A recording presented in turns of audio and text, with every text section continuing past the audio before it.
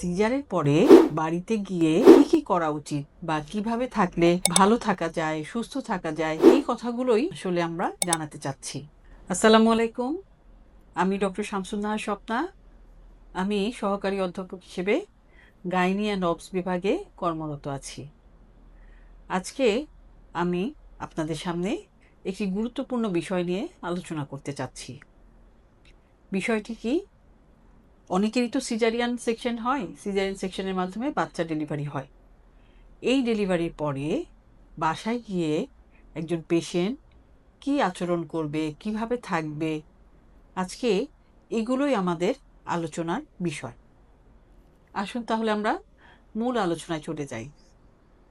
তার মানে সিজারের পরে বাড়িতে গিয়ে কি করা উচিত বা কিভাবে থাকলে ভালো থাকা যায়, সুস্থ থাকা যায়, এই কথাগুলোই আসলে আমরা জানাতে চাচ্ছি। প্রথমত, একজন মায়ের ডেলিভারি হওয়ার পরে সিজারিয়ানের মাধ্যমে তিনি বাসায় গিয়ে প্রথম যে কাজটি করবেন, পর্যাপ্ত পরিমাণ বিশ্রাম নেবেন। পর্যাপ্ত পরিমাণ বিশ্রাম এই জন্য নেবেন যে অপারেশনের পর দেখা যায় যে শরীরে দুর্বলতা কাজ করে, ঠিকমতো হাঁটাচলা করতে পারে না। তো বাচ্চাও যেহেতু ব্রেস্ট ফিডিং করে, মায়ের কাছ থেকে অনেক পরিমাণ ক্যালোরি নষ্ট হয়। তো সেক্ষেত্রে বিশ্রামটা একটা গুরুত্বপূর্ণ ভূমিকা পালন করবে। এরপরে দ্বিতীয়টি হচ্ছে যে আমরা যে সিজারিয়ান করলাম, সেই যে ক্ষতস্থানটি হলো, সেই ক্ষতস্থানটি যেন সুন্দরভাবে যত্ন নেওয়া হয়। ওখানে অতিরিক্ত ঘামে যেন না ভিজে থাকে বা বাচ্চার পেশাব পায়খানা এগুলো যেন না লাগে। অনেক সময় দেখা যায় ব্রেস্ট মিল্কটা মানে এত বেশি সিক্রেশন হয় যে গড়িয়ে গড়িয়ে ওখানে সেলাইয়ের জায়গায় চলে যায়। সেগুলো থেকেও একটা বিশ্রী একটা অবস্থা তৈরি হতে পারে, ইনফেকশন হওয়ার একটা পসিবিলিটি থাকে। তো সেটাই হচ্ছে কথা যে সেলাইয়ের জায়গার পর্যাপ্ত পরিমাণ যত্ন নিতে হবে।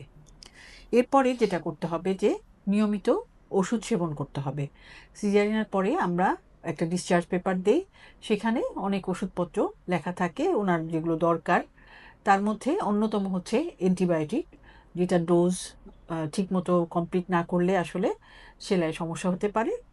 সেই জন্যে অ্যান্টিবায়োটিক নেওয়া এবং ভিটামিন সি যুক্ত ওষুধ, ভিটামিন সি আমরা লিখে দেই।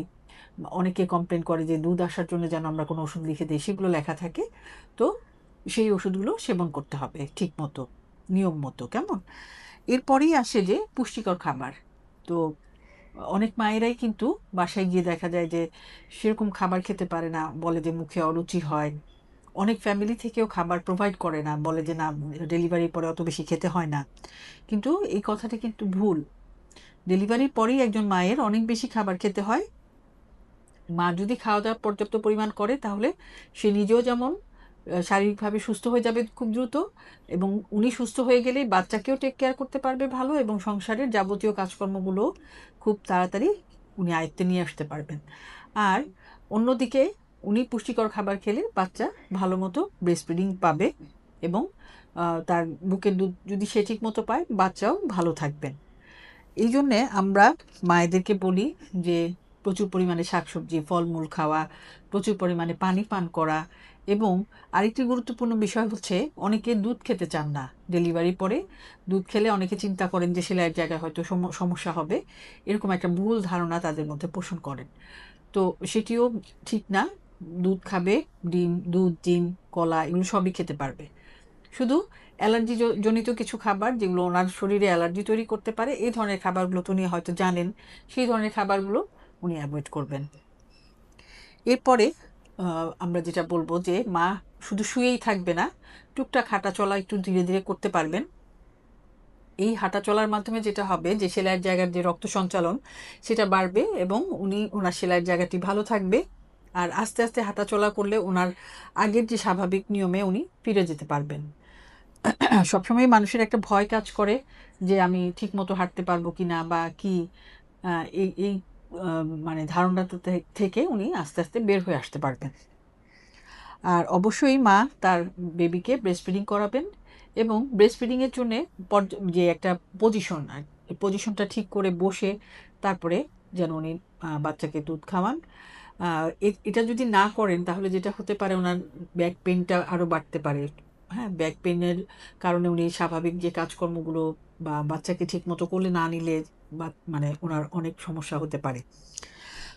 আর সবচেয়ে বড় কথা হচ্ছে যে ভারী কাজটা অ্যাভয়েড করতে হবে। ভারী কাজ করলে অনেক সময় সেলাইয়ের জায়গায় সমস্যা হয়। ইভেন আমরা হার্নিয়ার কথা বলি যে হার্নিয়া হতে পারে, এই ধরনের একটা প্রবলেম হতে পারে। সেলাইয়ের সমস্যা হওয়াটা আসলে আমাদের কারোই কাম্য নয়। মানে সবশেষ যে কথাটি সেটি হচ্ছে যে মানসিক স্বাস্থ্য। একজন মায়ের মানসিক স্বাস্থ্য বুস্ট আপ করাটা তার ফ্যামিলির মানে পরিবারের যে সবাই আছেন, আত্মীয়-স্বজন তারা সবাই মিলে তাকে বুস্ট আপ করবেন, তাকে হাসি খুশির মধ্যে রাখবেন।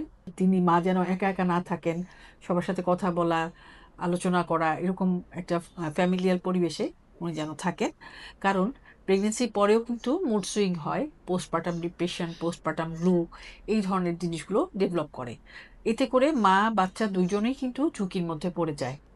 আর এটা এখন ডে বাই ডে আমরা দেখতে পাচ্ছি যে এই ধরনের পোস্টপার্টাম ডিপ্রেশন বা গ্লু এগুলোর পরিমাণ কিন্তু বেড়ে যাচ্ছে।